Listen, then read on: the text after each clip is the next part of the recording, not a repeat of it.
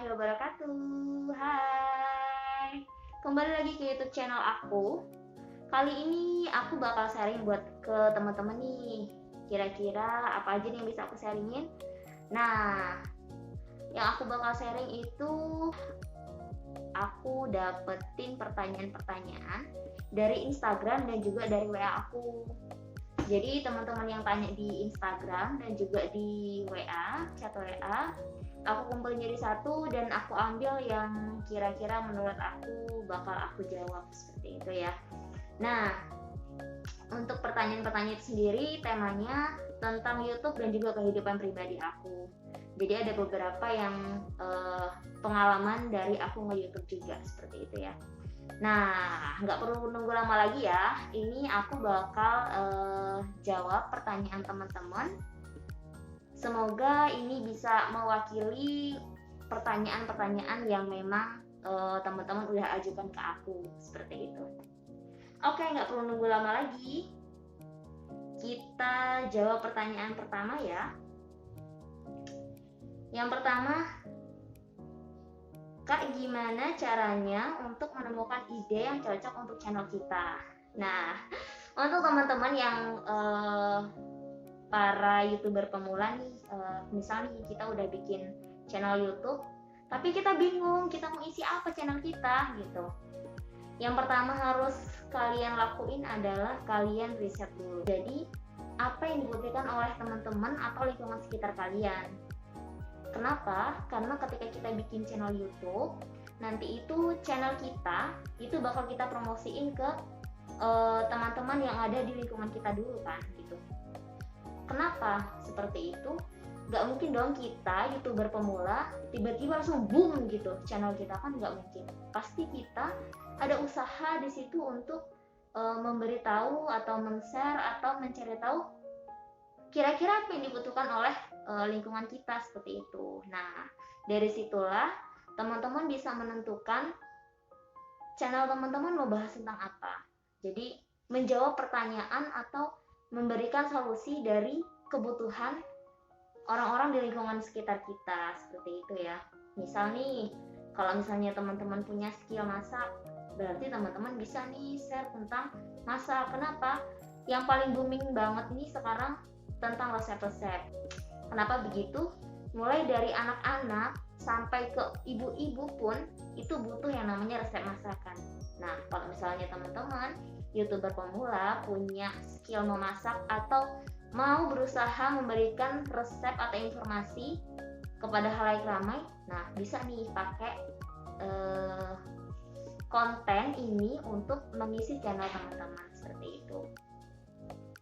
Nah, kalau misalnya nggak punya skill masak, tapi teman-teman punya pengalaman nih, pengalaman yang memang teman-teman dapatkan, tapi nggak semua orang punya kesempatan untuk mendapatkan pengalaman tersebut. Misalnya, teman-teman misal basicnya mengajar, basic mengajar berarti yang lagi booming nih atau yang lagi sering di-share oleh teman-teman nih yang punya basic mengajar. Misal teman-teman bikin metode pembelajaran atau bikin materi pembelajaran, atau kalau misalnya nggak fokus ke pembelajarannya, teman-teman bisa juga share pengalaman teman-teman selama mengajar. Misal mengajarnya teman-teman ikut ke pulau, nah teman-teman punya pengalaman nih ngajar di pulau seperti apa. Atau teman-teman juga bisa misal ikut mengajar ke daerah terpencil. Nah, teman-teman bisa share bagaimana cara mendaftarnya, terus bagaimana cara seleksinya, apa aja syarat-syaratnya, dan juga pengalaman teman-teman ketika mengajar, seperti itu ya. Jadi udah punya gambaran nih, kira-kira channel kita mau diisi apa nih? Tentang pengalaman kah? Tentang resep-resep kah? Tentang informasi-informasi kampus kah? Atau yang lainnya seperti itu ya. Oke, lanjut. Selanjutnya pertanyaan yang kedua, bagaimana cara menentukan konten yang menarik biar viewers nambah? Nah, kalau ini berarti teman-teman udah punya channel nih, terus udah ada kontennya, tapi ternyata setelah dalam proses perjalanannya video-video yang udah kita buat itu viewersnya sedikit. Nah, ini sebenarnya mirip kayak pertanyaan pertama, cuma kalau yang tadi itu kita masih prepare untuk menentukan konten di channel kita kira-kira apa untuk pertama membuat. Kalau ini lebih ke kita udah punya konten tapi viewersnya sedikit, seperti itu. Nah, caranya menemukan konten yang menarik itu teman-teman lihat kondisi saat ini yang dibutuhkan apa. Misal nih, dalam kondisi saat ini kan kita ini nih seperti anak-anak sekolahnya di rumah ya. Nah, kebanyakan guru-guru yang memang kurang pandai dalam membuat materi pembelajaran dalam bentuk digital, itu kan pasti pembelajarannya cuma via WA nih, via WA dikasih tugas, nyatet, ngerangkum, dan lain-lain. Nah, teman-teman bisa ambil kesempatan ini untuk membuat materi pembelajaran yang memang teman-teman bisa kuasai, seperti itu. Jadi walaupun misal basicnya tentang pembelajaran SD, berarti kan bisa mencakup keseluruhan mata pelajaran ya. Jadi teman-teman ambil aja yang kira-kira teman-teman mampu untuk kuasai itu gitu. Nah, itu menjadi hal yang menarik juga, karena pasti banyak yang mencari tentang materi-materi pembelajaran untuk anak-anaknya, seperti itu. Dan teman-teman juga bisa merekomendasikan video teman-teman ke para orang tua, dan juga teman-teman bisa juga share ke via WA atau via Facebook, seperti itu. Karena sekarang banyak banget para orang tua yang punya Facebook. Jadi kalau misalnya teman-teman punya materi pembelajaran untuk anak SD atau SMP, itu bisa share di Facebook, otomatis pasti banyak yang berkunjung di channel teman-teman. Nah, kalau teman-teman basicnya bukan pendidikan, terus pengen cari sesuatu yang menarik, seperti itu ya, yang menarik untuk khalayak ramai. Nah, itu bisa juga teman-teman cari informasi yang sedang boom saat ini. Misal berita-berita yang terupdate, seperti itu. Kalau misalnya berita-berita terupdate ini ya bebas sih tentang apa aja, mungkin bisa jadi artis kah, atau mungkin info-info tentang kecelakaan, tentang COVID-19 atau yang lainnya. Cuma ini tetap untuk pilihan aja. Jadi teman-teman juga jangan sampai membuat channel teman-teman itu menjadi channel yang campur aduk, seperti itu. Teman-teman juga bisa nih, kalau misalnya buat nambah viewers ini, teman-teman sering ikut agenda atau webinar atau sejenisnya. Nah, teman-teman bisa save ini nomor-nomor anggota di situ. Kan kita udah kenalan nih, terus teman-teman bisa save nomor-nomornya, terus kenalan lagi di chat pribadi. Assalamualaikum, saya si A, oh saya dari grup ini, seperti itu. Nah, di situ juga kan bisa nambah link dan juga nambah teman. Nah, ketika teman-teman ada video baru atau video yang kira-kira cocok untuk di-share ke teman tersebut, teman-teman bisa di-share ke situ gitu. Nah, itu jadi salah satu cara juga biar viewersnya bertambah, seperti itu. Kenapa? Karena kalau kita jadi YouTuber pemula nih, nah kan kita nggak seterkenal orang-orang yang udah lama jadi YouTube kan gitu, yang udah ada di YouTube, seperti itu. Jadi salah satu caranya kita harus sering share, seperti itu, sering simpan kontak teman-teman yang segrup sama kita gitu. Nanti kalau misalnya kita bikin video yang memang itu menurut kita cocok dengan teman kita tersebut, kita bisa langsung share ke dia, seperti itu ya. Itu salah satu cara yang memang menurut aku manual, tapi hasilnya memang bagus gitu. Bukan boot dari robot atau sejenisnya. Jadi teman-teman benar-benar dapat viewersnya benar-benar dari orang, seperti itu, karena usaha kita, seperti itu ya. Nanti kalau urusannya ternyata dia nggak mau nonton atau seperti apa, itu udah beda cerita lagi ya. Setidaknya kita sudah berusaha biar viewers kita bertambah, seperti itu. Mungkin itu. Nah, selanjutnya pertanyaan yang ketiga, Mbak Uta udah bikin channel dari kapan? Kalau ditanya bikin channel dari kapan, sebenarnya aku gabung ke YouTube-nya itu tahun 2013. Jadi dulu itu udah gabung ke YouTube pakai email kita ya, email yang sekarang aku pakai ini. Tapi pada kenyataannya aku itu uploadnya udah di Desember 2014. Jadi pertama kali upload itu aku tentang aksi gitu. Maklum dulu masih mahasiswa ya, jadi dulu 2013 itu masih mahasiswa yang aktif di organisasi intrakampus seperti itu. Nah jadi di situ ada aksi tentang UKT gitu. Jadi di kampus tuh heboh banget, jadi aku videoin ya cuma beberapa menit aja sih, dan itu aku share ke YouTube. Karena waktu itu lagi booming ya tentang UKT, jadi mungkin itu tanpa promosi, tanpa aku share, tanpa apa-apa, pokoknya aku upload aja ke YouTube. Ya sekarang udah lumayan sih viewersnya, cuma ya nggak nyampe ribuan juga, karena kan ya namanya yang kita cari tentang UKT atau cari aktif tentang UKT kan dulu kan YouTube nggak terlalu booming kayak sekarang seperti itu. Nah itu jadi dari Desember 2014 itu aku udah upload video pertama seperti itu. Nah kalau misalnya selanjutnya itu aku vakum karena memang di selanjutnya itu aku nggak fokus ke YouTube karena fokusnya ke kuliah, belajar, organisasi, dan yang lainnya lah yang di dunia nyata seperti itu. Jadi memang uploadnya pun ya sembarang aja, kalau misalnya kira-kira menurut aku cocok buat diupload aja seperti itu. Nah baru mulai agak rutin upload itu setelah lulus kuliah S1 dan aku lanjut kuliah S2 kan. Nah karena aku di daerah lain, nggak di Lampung lagi, jadi ada hal yang bisa aku bagikan ke teman-teman via YouTube seperti itu. Nah dari situ aku mulai aktif lagi nge-YouTube, walaupun nggak setiap pekan aku upload video seperti itu ya. Nah terus ada yang tanya lagi nih, gimana caranya biar konsisten bikin video?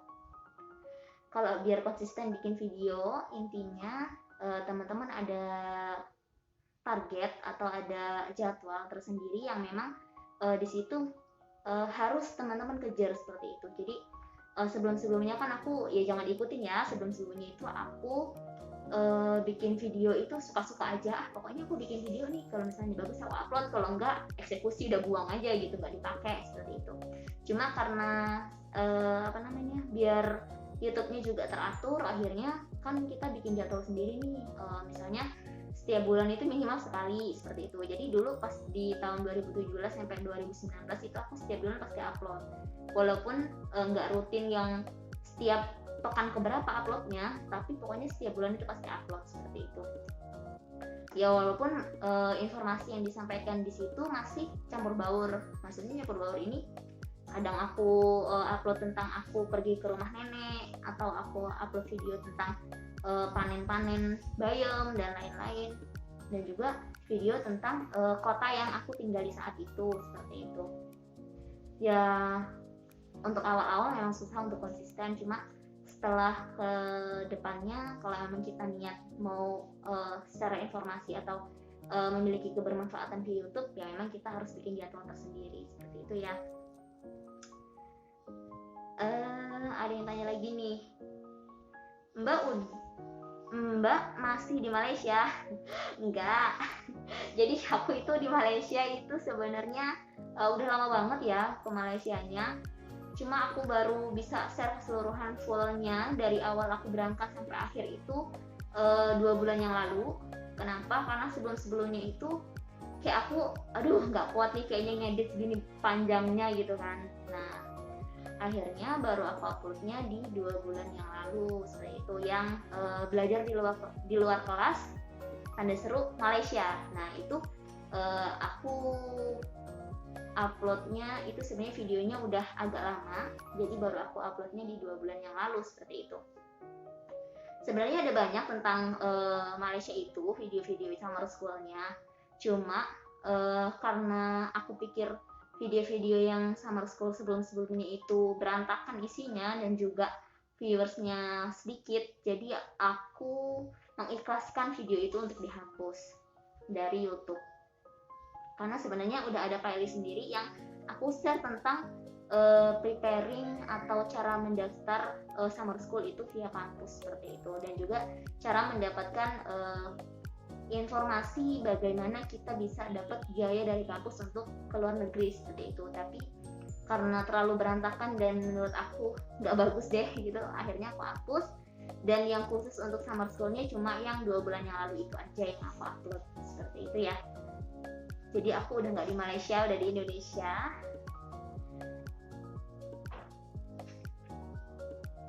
Selanjutnya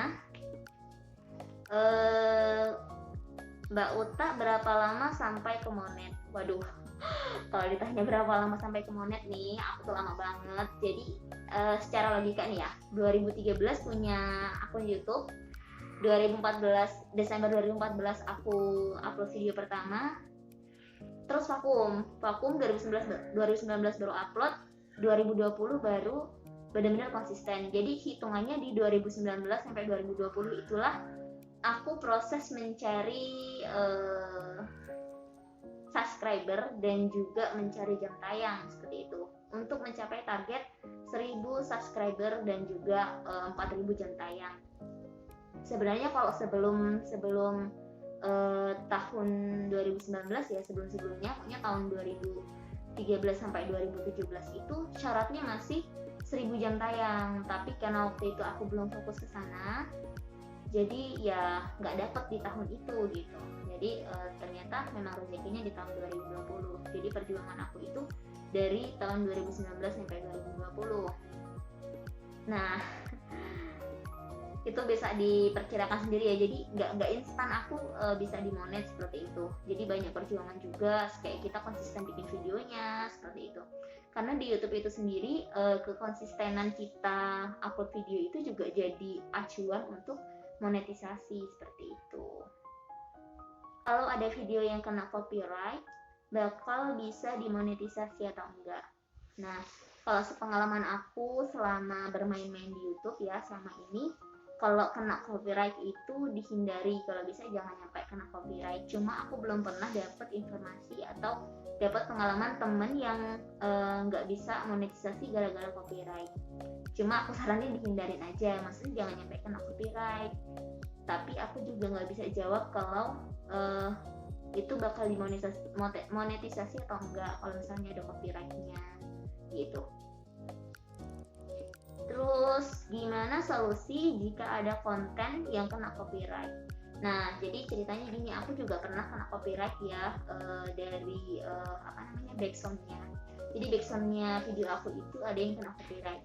Sebenarnya copyright itu nggak sefatal yang kita bayangin sih, dia itu cuma karena backsoundnya itu memang udah diklaim orang lain untuk dimonetisasi gitu, dan juga itu punya hak cipta, itu aja sih. Sebenarnya nggak mengganggu video kita, cuma resikonya ketika kita sudah dimonetisasi, video yang kena copyright itu tidak bisa kita monetisasi, seperti itu, nggak bisa kita klaim atau kita nggak bisa menghasilkan uang dari video yang ada di situ, seperti itu.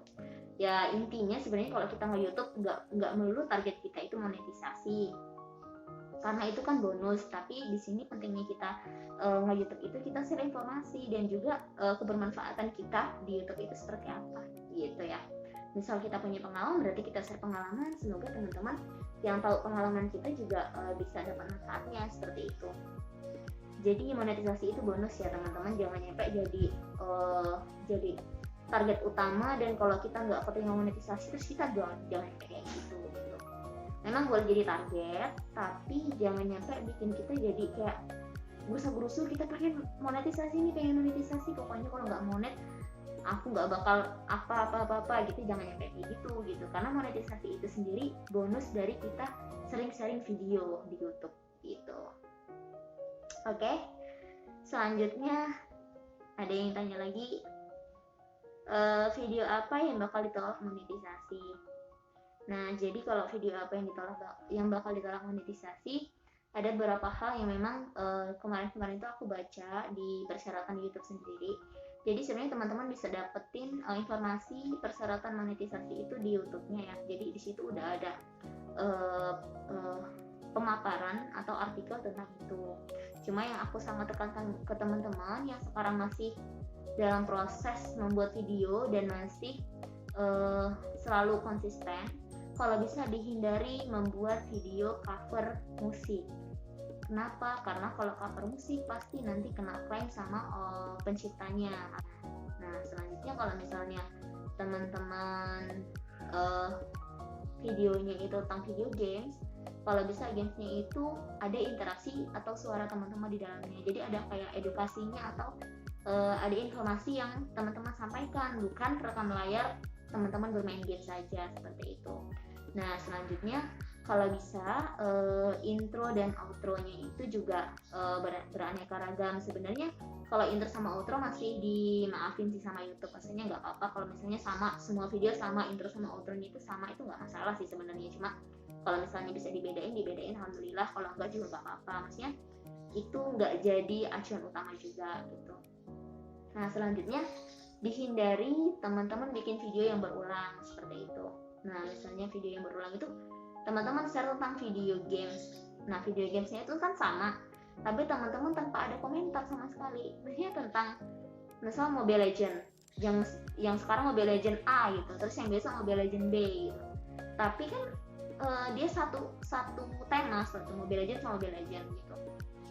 Tapi tidak ada interaksi dari teman-temannya, tidak ada informasi yang teman-teman sampaikan di situ.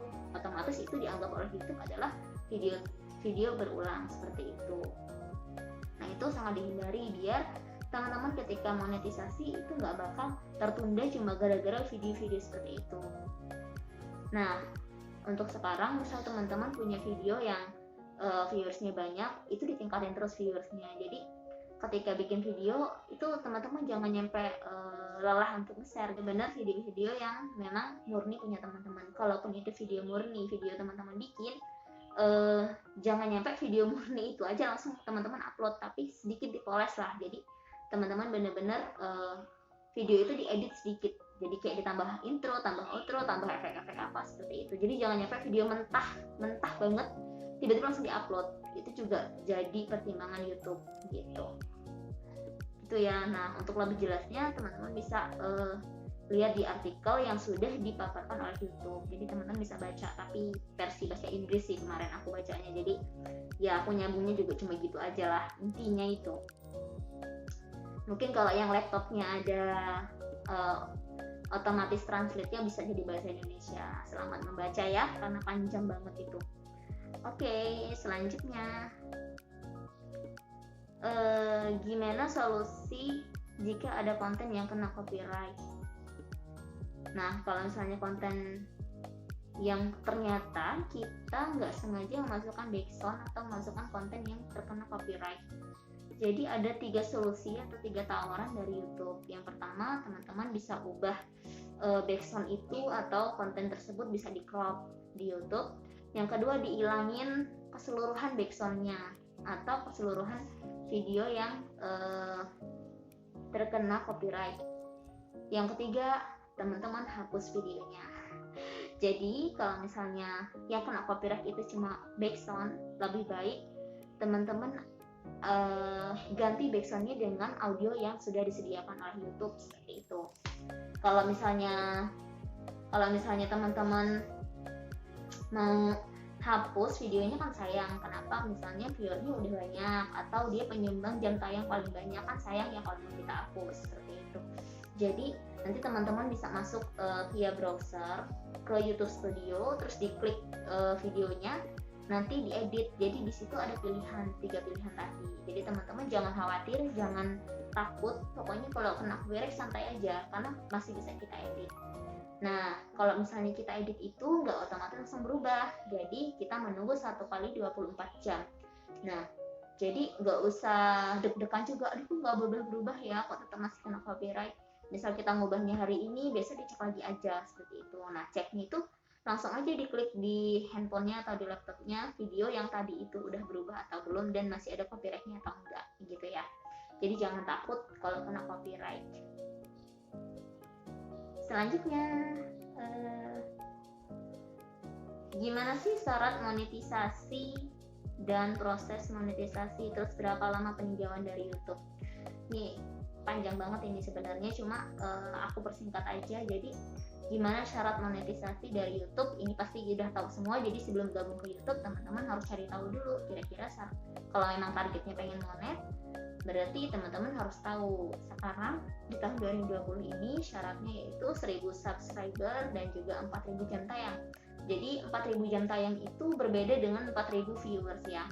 Jadi jam tayang itu total keseluruhan jam yang teman-teman dapatkan dalam 12 bulan terakhir. Jadi bukan dalam waktu Januari sampai Desember, bukan, tapi 12 bulan terakhir. Misalnya ternyata hitungannya nanti diawali dari bulan November, berarti November sampai November gitu. Jadi teman-teman jangan takut, maksudnya nggak usah terlalu yang terobsesi, oh ini udah bulan ini nih, berarti saya targetnya tinggal berapa bulan lagi, kira-kira keburu apa enggak. Nggak usah kayak gitu juga gitu. Tapi karena kalau misalnya kita punya video, kita share aja, nanti kalau viewersnya nambah kan berarti otomatis jam tayang kita nambah gitu.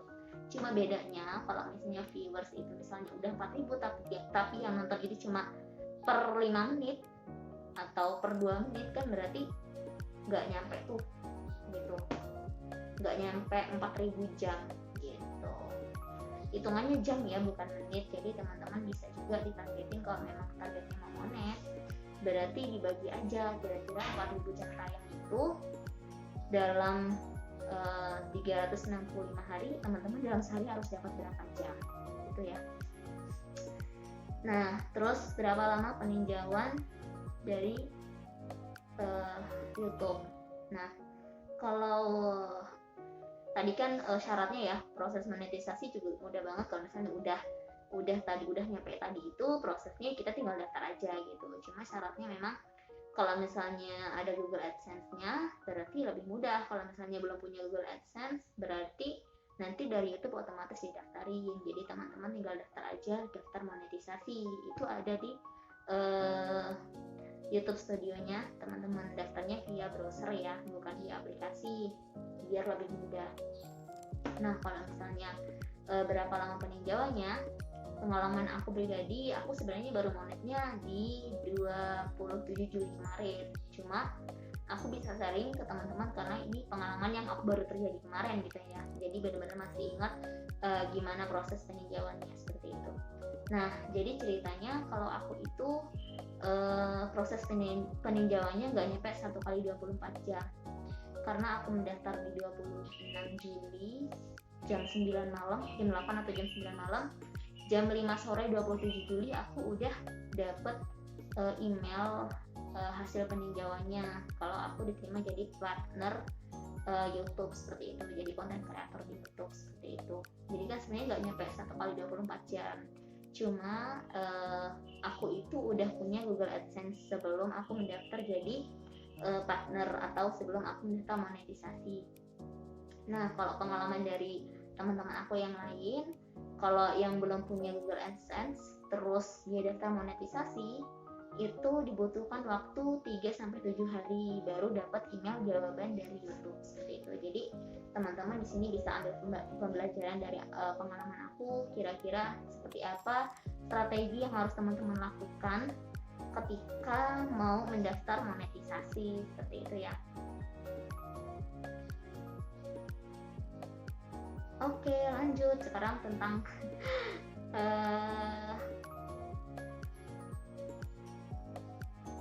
Oke, lanjut sekarang cukup tentang YouTube-nya. Ada pertanyaan beberapa yang memang menurut aku ini lucu banget sebenarnya ditanyain karena menyangkut hal pribadi. Cuma dua ini aja yang muncul di pertanyaan aku yang menyangkut hal pribadi. Kalau yang selebihnya itu tentang YouTube atau tentang kuliah. Nah, pertanyaannya adalah target nikah umur berapa, Mbak?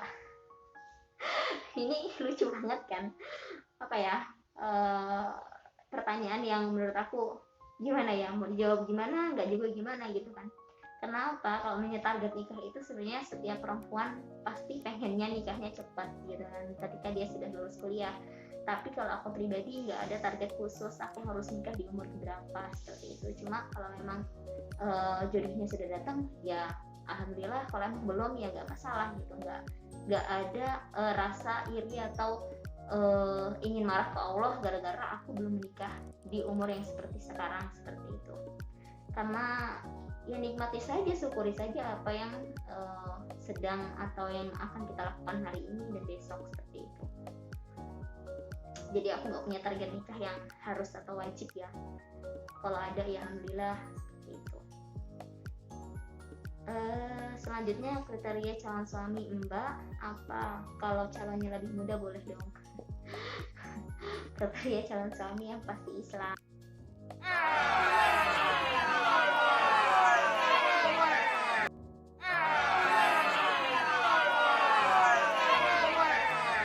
Nah kalau misalnya untuk masalah umur lebih tua lebih muda atau satu angkatan itu aku nggak masalah, yang penting memang sesuai dengan kriteria yang utama ya, minimal dia S1 dan juga Islam, seperti itu yang pasti. Kenapa kalau misalnya kenapa aku ada minimum untuk pendidikan, padahal kan sebenarnya dalam Islam nggak melulu ketika lelaki itu memang mampu ya kenapa enggak, seperti itu. Tapi kalau aku pribadi karena aku S2 jadi kayak kalau aku menikah sama orang yang mungkin itu tidak S1, aku khawatir nanti pola pikirnya berbeda, seperti itu. Cuma ya kita nggak menutup kemungkinan, namanya kriteria kan belum tentu dengan apa yang diberikan oleh Allah nanti, seperti itu ya.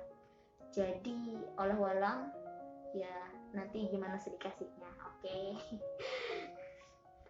Selanjutnya ini pertanyaan yang menurut aku lucu banget. Kapan nih Mbak Uta bikin giveaway? Aduh, gajian aja belum, gimana mau bikin giveaway gitu kan. Sebenarnya kalau dibilang mampu, aku ya nggak yang melulu menunggu gajian dari YouTube ya kalau mau bikin giveaway. Cuma aku pribadi kayak gimana ya kalau misalnya bikin giveaway yang memang itu tidak ada sesuatu usaha dari yang menerima hadiah gitu loh. Itu aku belum dapat secara teknis belum dapat cara gimana bisa ngasih giveaway atau ngasih hadiah, tapi yang di situ teman-teman itu butuh usaha, seperti itu. Masa nanti bikin giveaway yang bikin like atau yang komentar terbagus nanti dapat pulsa 5.000, pulsa 50.000 atau apa, itu aku belum bisa seperti itu. Jadi aku masih cari cara juga untuk berbagi ke teman-teman subscriber aku gimana caranya biar bisa memberikan giveaway tapi tetap dengan usaha teman-teman. Jadi nggak cuma komentar terbagus atau komentar terapa, seperti itu. Karena aku belum pro dengan yang seperti itu. Ya mudah-mudahan aku bisa dapat cara gimana bisa ngasih giveaway ke subscriber aku ya ke depannya, seperti itu. Oke. Aku bukannya nolak giveaway, tapi memang belum nemuin cara untuk giveaway yang menurut aku versi aku itu cocok dengan aku gitu ya. Jadi jangan nyampe menganggap aku anti giveaway, oke? Oke. Selanjutnya pertanyaan terakhir. Dan ini aku sebenarnya nggak bisa jawab. Jadi kalau teman-teman ada yang bisa jawab, dipersilakan untuk komen di bawah ya. Pertanyaannya adalah, Mbak, jarak umur merah muda dan merah tua berapa ya Mbak? Aku nggak bisa berkata-kata. Jadi ini pertanyaan yang dibuat sama adik tingkat. Dia tanyanya di Instagram. Jadi dia juga udah S2, cuma mungkin karena buat ngelucu atau gimana aku nggak paham juga kenapa dia bikin pertanyaan seperti ini. Dan aku juga bingung ini mau dijawab seperti apa, karena aku nggak bisa ngelucu juga gitu kan. Pertanyaannya jarak umur merah muda dan merah tua. Jawab apa ya? Aku sih belum bisa jawab sekarang. Jadi teman-teman kalau ada yang punya jawaban tentang pertanyaan ini, silahkan komen di kolom komentar ya. Mungkin itu aja pertanyaan-pertanyaan yang udah ada di sini, yang udah kita jawab beberapa tentang informasi tentang YouTube dan juga tentang kehidupan pribadi aku dan proses gimana aku nge-YouTube, seperti itu.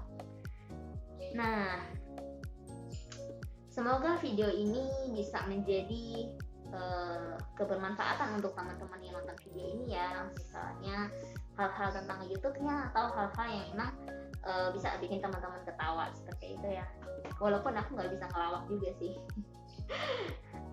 Oke, mungkin itu aja yang bisa aku share ke teman-teman. Aku mohon maaf bila ada kesalahan. Kepada Allah aku mohon ampun. Wabillahi taufiq wal hidayah. Wassalamualaikum warahmatullahi wabarakatuh. Dadah.